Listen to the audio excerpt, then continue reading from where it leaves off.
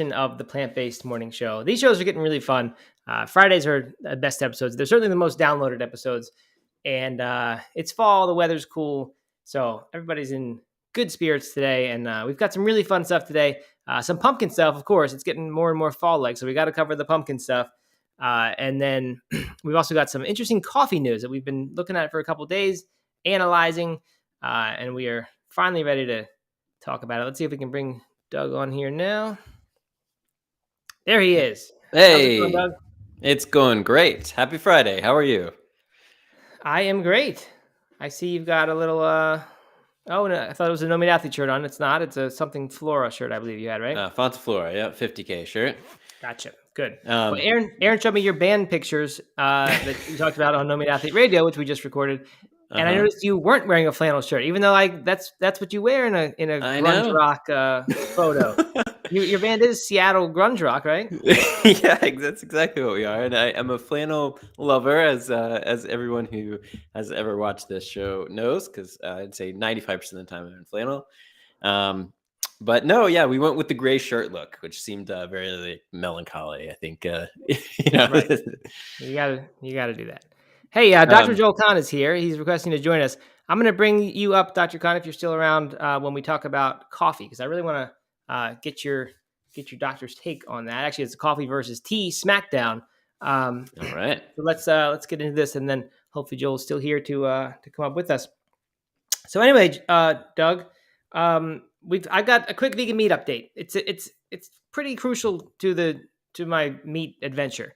Let's hear it. So I've been doing the Tofurkey for the plant-based sausage. That's been my go-to meat for better part of the past 2 years because I like the idea of tofu being very high up on the ingredient list. Feels like not so processed of a food. And I had kind of stopped using field roast because field roast is, as far as I know, it's like pretty much 100% wheat gluten. But that was like sort of the big leader I remember in the early days with the field roast sausage. Sure. Yeah. You could get it at like actual ballparks and stuff too. Right. So we happened to have some of that in our fridge because someone went to one grocery store and they didn't have the Tofurkey. So we just got it in case, but then we ended up also getting Tofurkey. So the field roast has been sitting in our fridge for a while.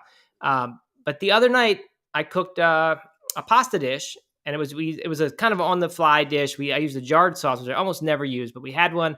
Oh. And I cut up the field roast, the Italian sausage field roast, and put it in the sauce. And I thought it was twice as good as that Tofurkey brand that I've been used to. I just forgot how good the field roast is because I don't know. I thought I had evolved, but this had like fennel seeds in it and just lots of good flavors that unfortunately the Tofurkey doesn't have. So I'm kind of back on the field roast train. I'm a fan of the field roast. That's what we have for like breakfast sausages sometimes when we when we're doing a brunch thing or something like that. Yeah, I got no hate on the field roast or a Tofurkey, but I'll be honest, I actually haven't bought a Tofurkey sausage in a long time. It seems like I've kind of moved on from Oh yeah, you're like a pure Beyond guy now? Or the field roast. I mean, we buy Tofurkey deli slices a lot, as we've talked about, to make our homemade Lunchables. Good. Good for you. All right.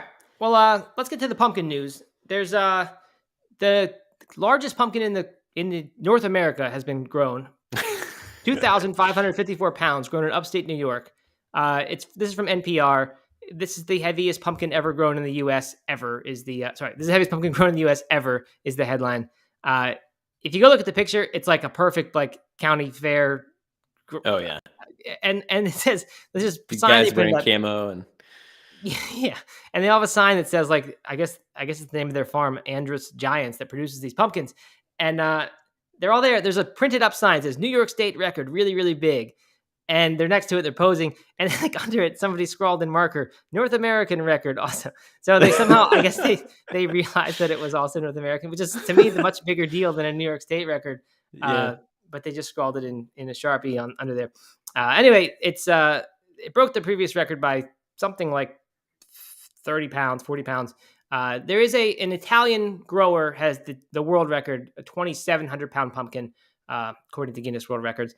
It's fall. We got to cover the pumpkin stories. I think I have to confess though, I really hate the pumpkin carving tradition. Like it's one of my worst traditions of the year. I avoid it at all costs. I feel badly for the kids.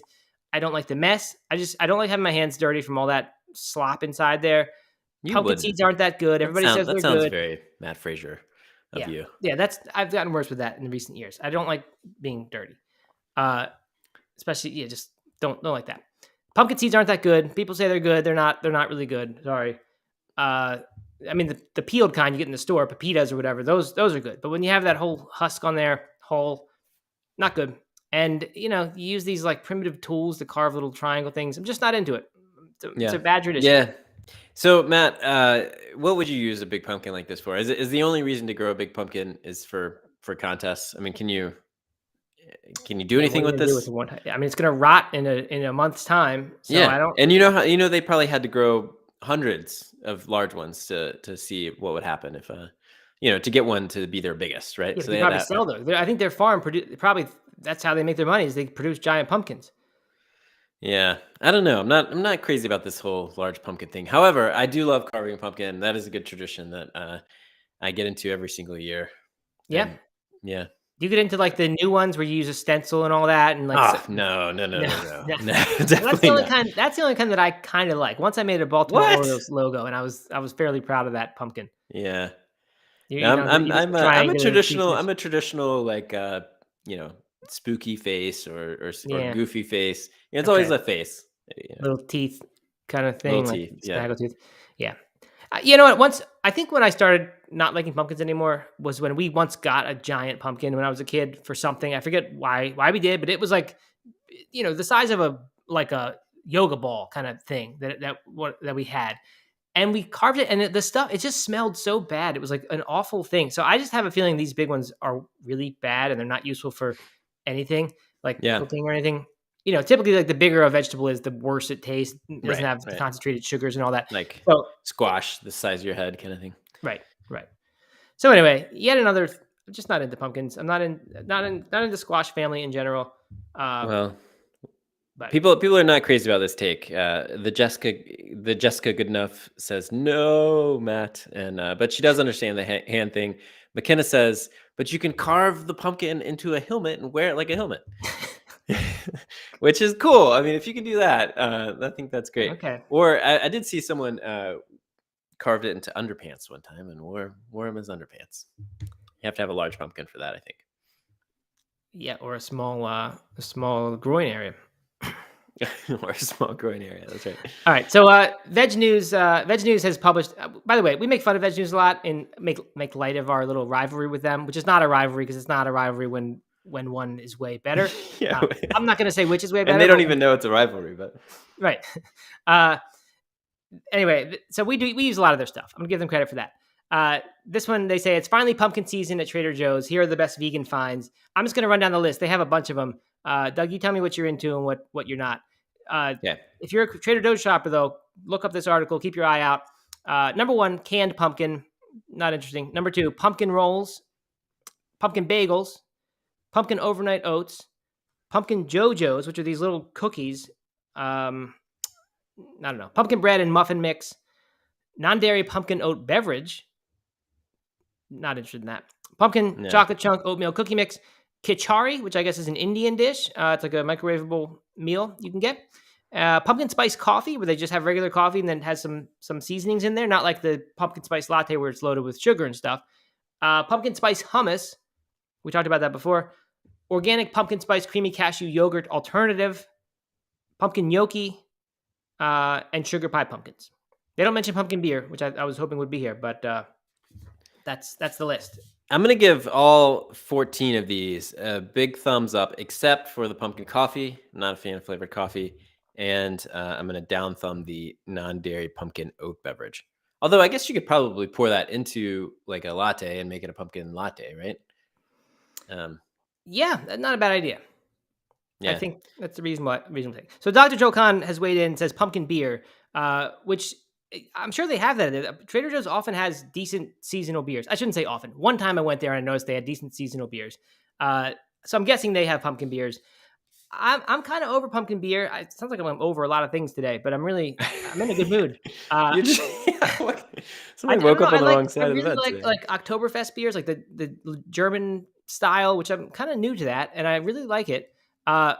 I used to really like pumpkin beers. I just kind of got tired of them. I just got tired of that sweet pumpkiny, or it's not even pumpkin. It's pumpkin pie spice flavor. I Right. know they sometimes put the pumpkin beer in the pumpkins because it can ferment, but I don't think it really adds to its flavor in any way. It's those spices that do. And I don't know. I just haven't found one in a long time that's like really good. Do you drink those? No, you know, I used to in college. It was like Yeah, it was I thought festive and fun. it was festive and fun, but no, I'm not a pumpkin guy. Right. Or not a pumpkin beer guy, I should say. Right. Okay. Just All to right. clarify. All right. Well, I've got a couple of new vegan meat articles that I wanted to prepare, but since Joel is here, let's bring him up. So what we wanted to talk about is Washington Post has a new article. It's the coffee versus tea smackdown. You should Google it and find it because it's this interactive format where they pit the two against each other. They go through like 8 different categories, and we try to define which one is best. Um, and I actually learned some really interesting tidbits from this coffee versus tea smackdown, and I was Hmm. surprised actually at the winner. Hey, there's Dr. Khan.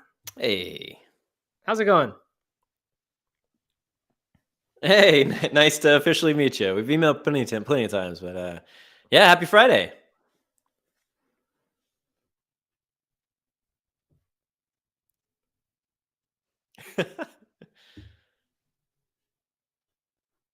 Look at that.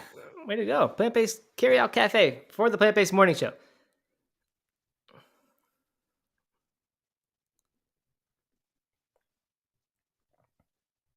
Okay.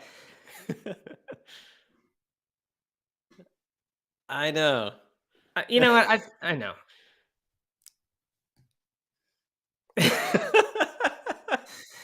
Yeah, I mean, I used to really like him, and then I just woke up and saw the light one day. So I don't know. Uh, Dr. Khan, I saw you put pumpkin beer there, and interestingly, when I first learned about you, I was during a talk on the holistic holiday at Sea Cruise, and you held up a bottle of Italian wine, I think, and you said, "Look, this can be healthy for you," or at least you said maybe this isn't the worst thing in the world for you. Are you an alcohol advocate for a little bit, or are you kind of on this new train of there's no healthy level of drinking? Alcohol advocate, I think. Advocate.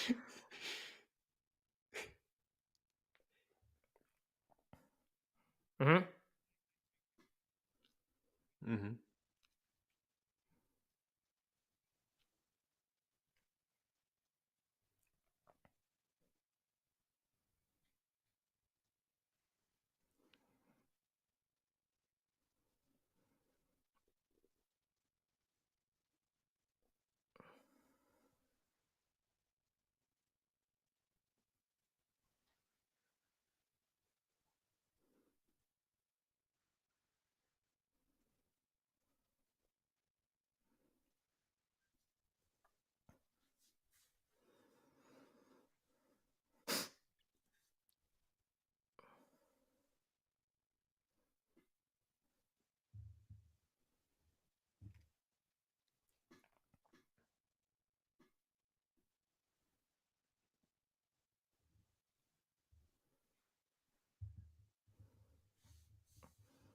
We might have to kick you off.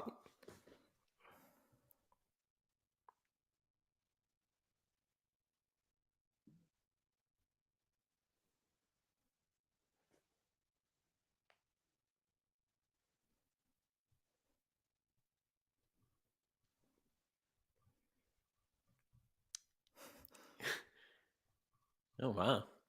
Look at that.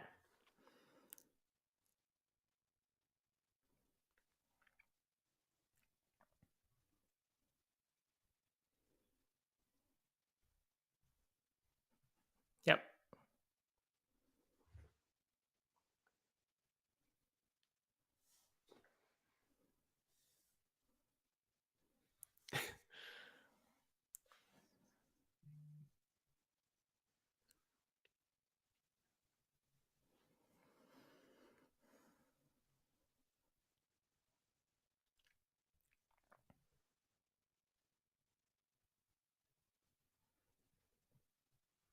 Hmm.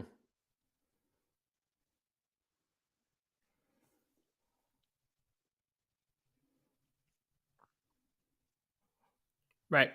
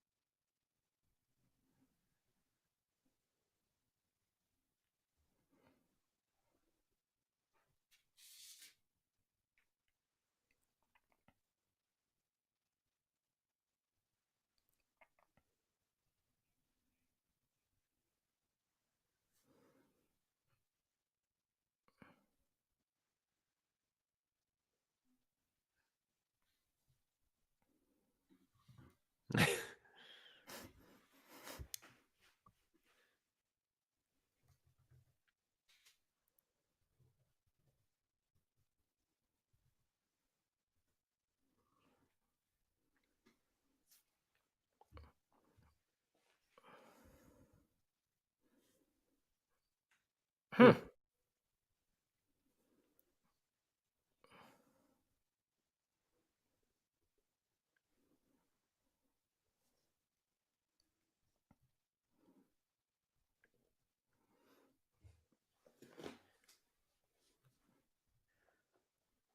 Yeah.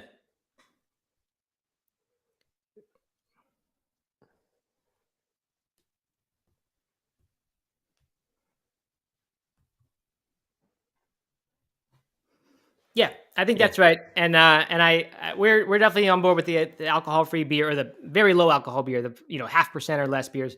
Haven't yet found one that like does it for me, but they're all a decent substitute, so I'm encouraged.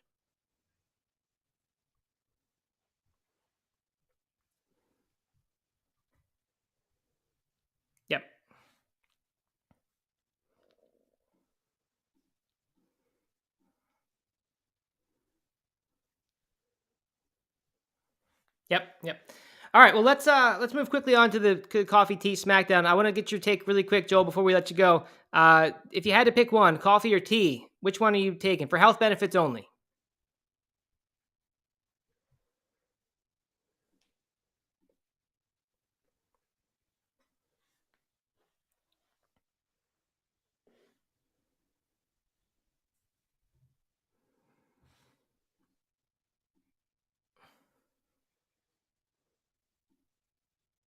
Oh,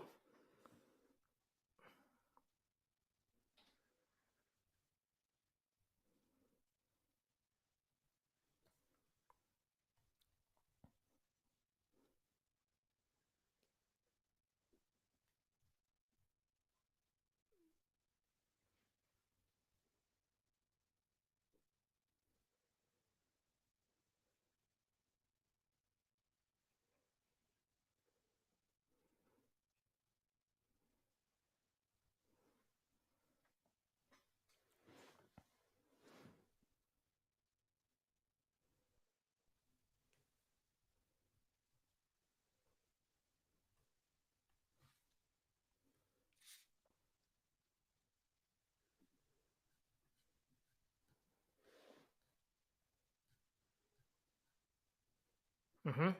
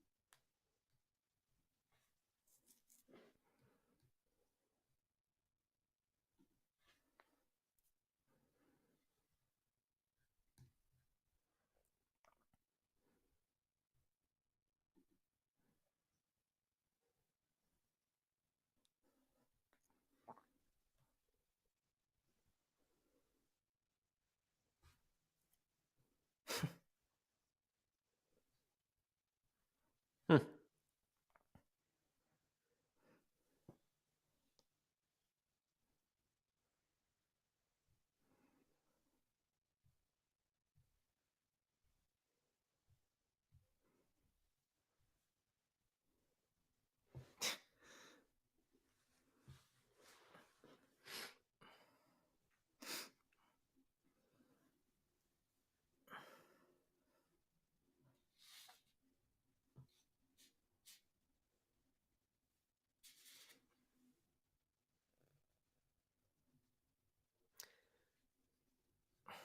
Okay.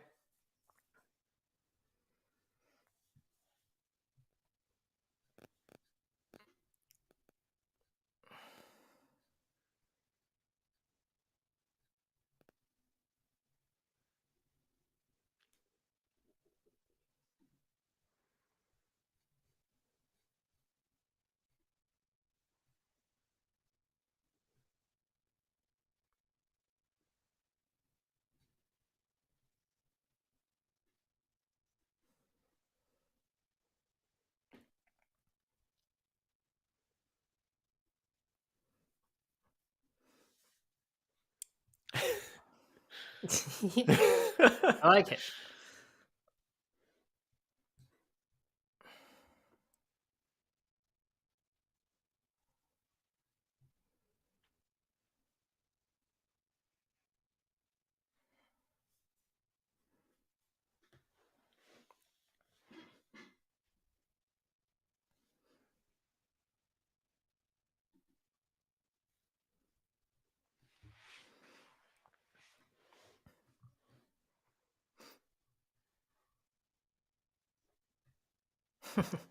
All right, I like it.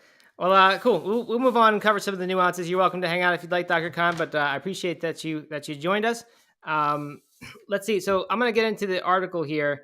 Uh, the Washington Post. It's kind of unfortunate, Doug, if you saw this SmackDown. Yeah. The, it's clever what they're doing. They're having the things fight each other, and they show these little animations between everyone. But you can't actually scroll through the article without waiting for the animation. So it's sort of hard to actually read the article and learn the stuff. Uh, I did go ahead and summarize it. They look at 8 categories, and I'll tell you which one they go to. Fiber, coffee's the winner because it turns out most coffee cups have more fiber than orange juice does. So that's the winner there. Tea wins in the mental focus category because it doesn't affect your sleep. So if you drink tea all day, you can maintain mental focus without sleep. Coffee better for your gut microbiome. It's a draw when it comes to heart disease.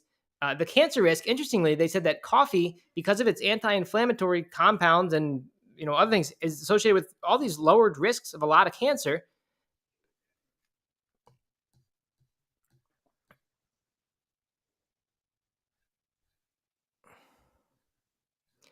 Well, so that was the interesting part. I always assumed that green tea was associated, especially green tea, associated with lower cancer risk because of the EGCG, I think it is, or ECG. I don't know. This art from Washington Post, they say that there have not been scientists have not been able to find a link between tea and cancer risk, which I just thought to be shocking. I assumed that was much more.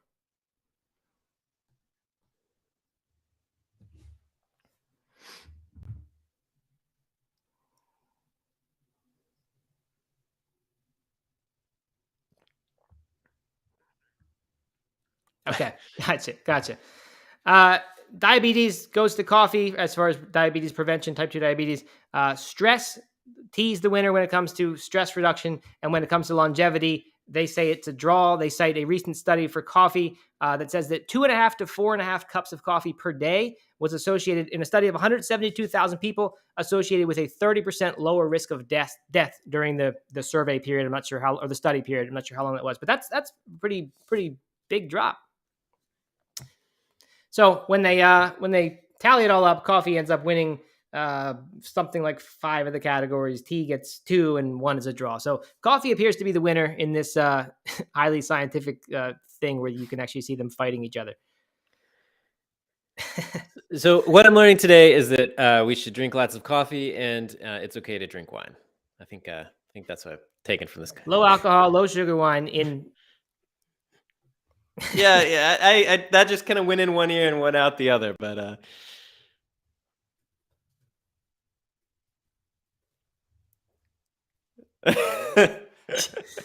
Yeah, I've tried that too, and that's not as good as non-alcoholic beer in my experience.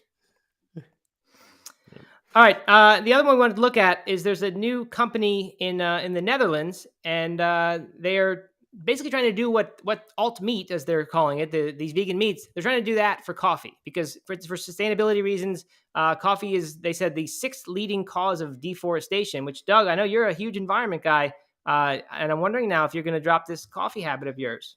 Well, I like to think that the coffee that I choose to purchase is not contributing to this, but Oh, okay.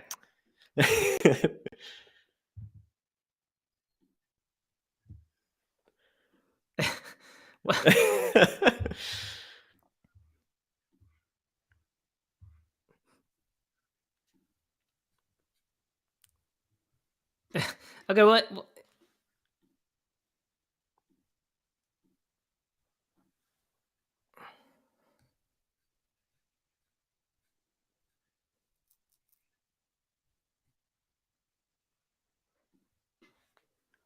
hmm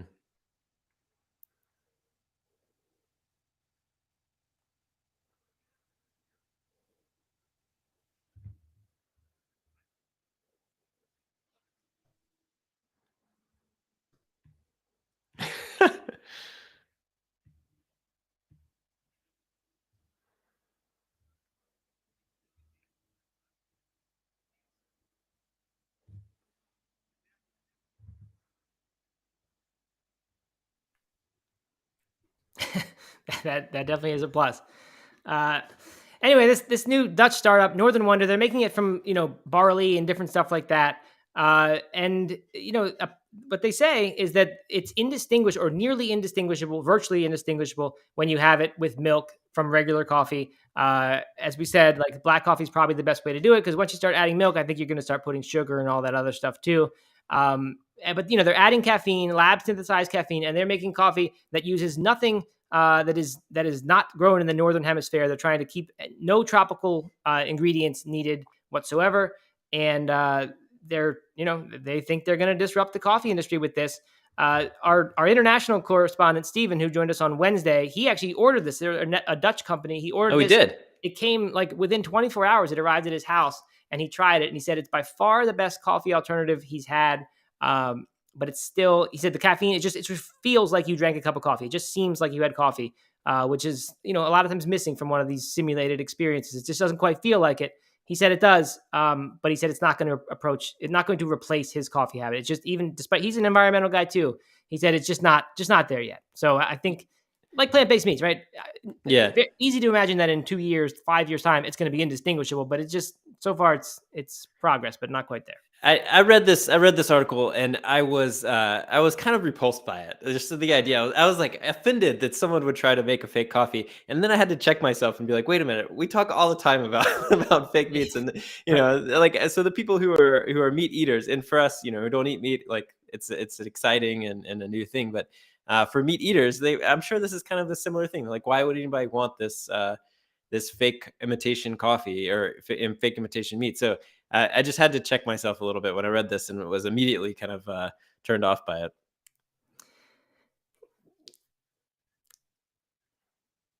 Hey, thanks for joining us, Dr. Khan. It was fun. Absolutely. You added a lot of credibility to the show that is normally not here.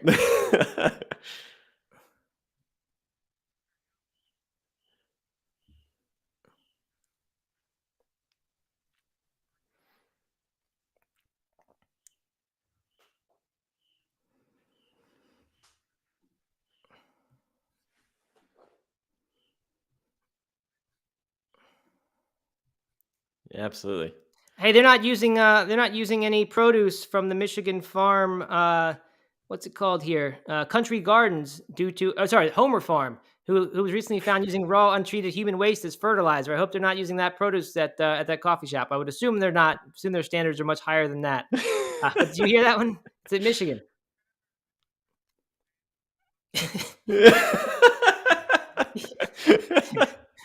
All right. Well, thank you, Dr. Khan. It's been fun to have you on. Thanks, Dr. Khan. We'll see you next time.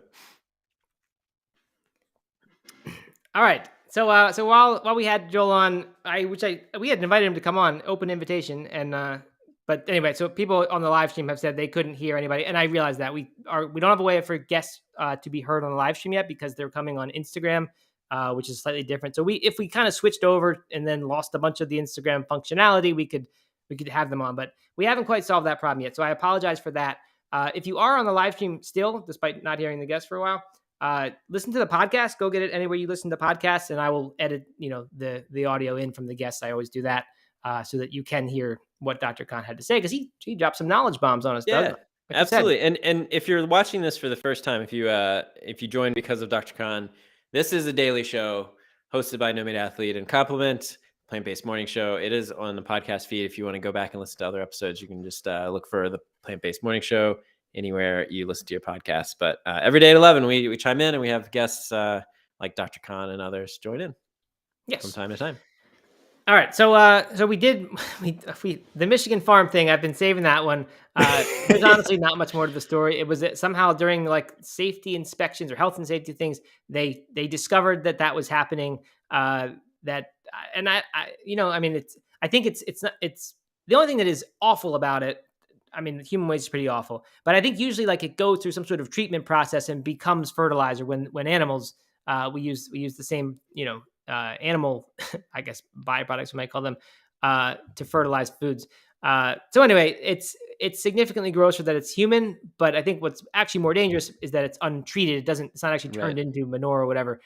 So therefore carries all these diseases and things. So a bunch of grocery stores in Michigan, not big ones, the small ones, they all, have banned the farm and they're not using their produce and a bunch of other stuff happening. So bad news there. Anyway, I've got a couple vegan meats though before we go. They're high tech. We actually got the Veg News holiday issue magazine. As I said, we have our pretend rivalry with Veg News. That does not stop me from buying their magazine. And like I said, they've supported us. They put us in their podcast list. Yeah, We love Veg News. We just there's no actual animosity here. Anyway, about their magazine, they had some interesting stories which weren't like breaking news because it's a print magazine, so you can't have the most. But these are things that came out in the summer. I just didn't know they were happening. Revo Foods has a 3D printed vegan salmon fillet that is launching in stores in 2023. The picture looks exactly like real salmon. I've heard about the 3D printing thing happening in the alt meat industry, where they're figuring out the protein structure and they are programming it and they're printing it from these vegan proteins. Okay, Yeah. this is new to me. What I don't understand. The only 3D printing I know uses like plastic. So help me understand what's happening here. Same thing, except instead of a plastic cartridge for ink, you use pea protein and you put that in there, and it's obviously on a much more smaller level that they can do detail, and they're printing exactly the protein structure. So the picture, this picture though, who knows? It could be a picture of a regular salmon, but I don't think it is. Real salmon. I don't think Veg News would do that. I think someone got in hot water for doing that at some point a few years ago, saying that this was the plant-based thing when it was not in their pictures. So yeah, it's and this is happening with the plant-based steaks as well. There's some stuff that we're learning about, all kinds of different vegan meat, technology. But I mean, this is crazy. So anyway, they're using algae extracts as well. That'll get more of the texture, more of that flavor, and just like we've said, I guess I thought we were making a bold prediction when a few months ago we said soon this stuff's going to be indistinguishable, but like it wasn't that bold because it basically already was. So we're moving along that path really quickly. And the other one, this is a company called Paleo. This article is from fooddive.com. How Paleo is the company, not the diet, is using biochemistry to bring plant-based mammoth meat to consumers. So somehow they're however science, how there's talk of bringing back woolly mammoths, I think actually bringing them back from extinction. No, I've never heard the talk of this. Yeah, no, that's not possible. How is that possible? Jurassic Park, the same concept. That movie was real. Oh my god! I mean, what obviously it's not just that, but yeah. But I think there was debate about whether animals should be brought back. Actually, I read this in my kids' little news magazine they get every week. So anyway, there's debate about whether woolly mammoths should be brought back. If we can do that, should we bring animals back? But anyway, I think they're using some of the same ideas to somehow the heme, which is the iron-rich substance, that is what's so essential to the flavor of lots of these meats.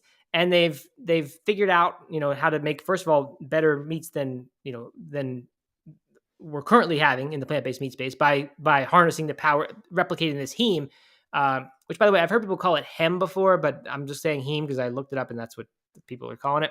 But anyway, they can somehow, using the information we have about woolly mammoths from their DNA or fossils or whatever, they are bringing back that. So Veg News is saying, Paleo people, what better reason do you have now? You can come get actual paleo meat and get it in vegan form.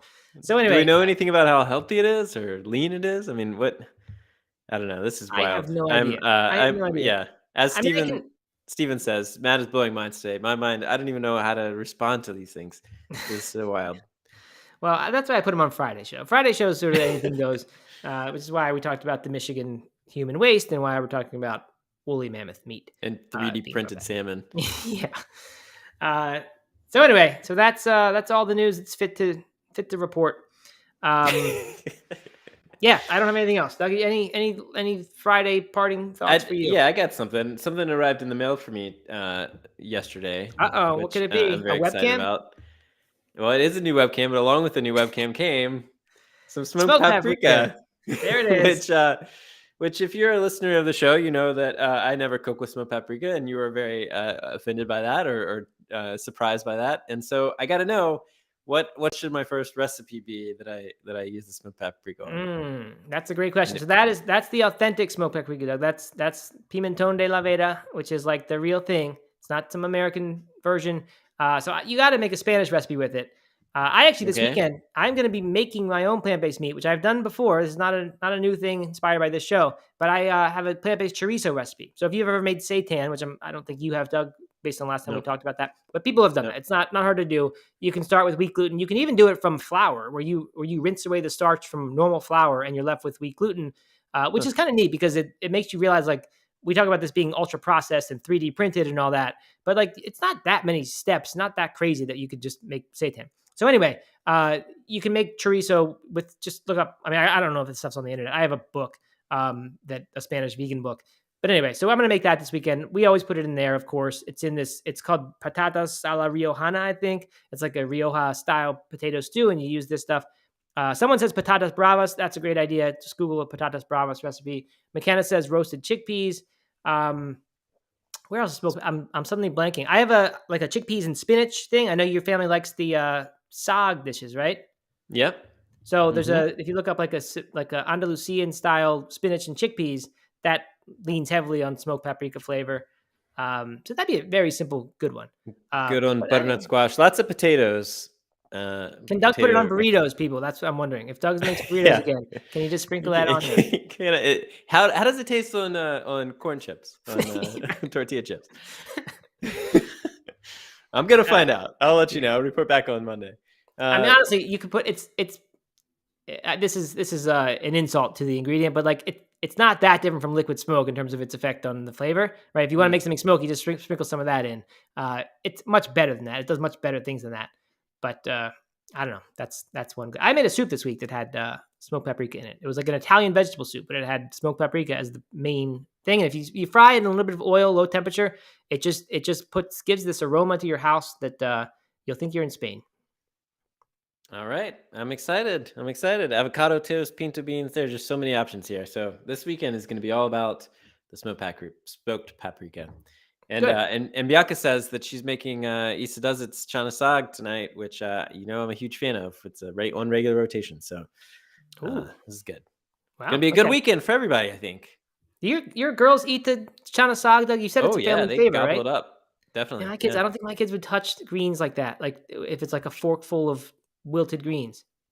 You have a trick? Or they just love it. So I mean, her version is more saucy than just like a whole bunch of greens. So we just kind of, I don't know. They gobble it up. I don't know. They have no problem with it. But it's a lot of red sauce in there, like creamy red sauce and chickpeas, and they love chickpeas. So good. All right. Well, Doug, we'll be looking forward to a Monday check-in. The pressure's now on. Actually, it might be a Tuesday because our company is off on Monday for Columbus Day and Indigenous Peoples Day.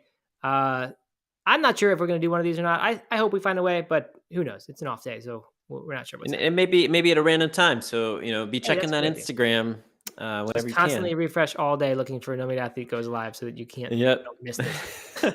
Or isn't there a way to tag it so that you get notified? Yeah, and by the way, we've always talked about like go at the end of the show, like you get prompted. I think that is true. You can also just go to No Meat Athlete Official and click the little bell button that I think you see on any Instagram page, and then it asks you which notifications you want to see, and you can pick all or you can pick lives. So anyway, that's a good thing to do. Of course, there's the podcast. You can go.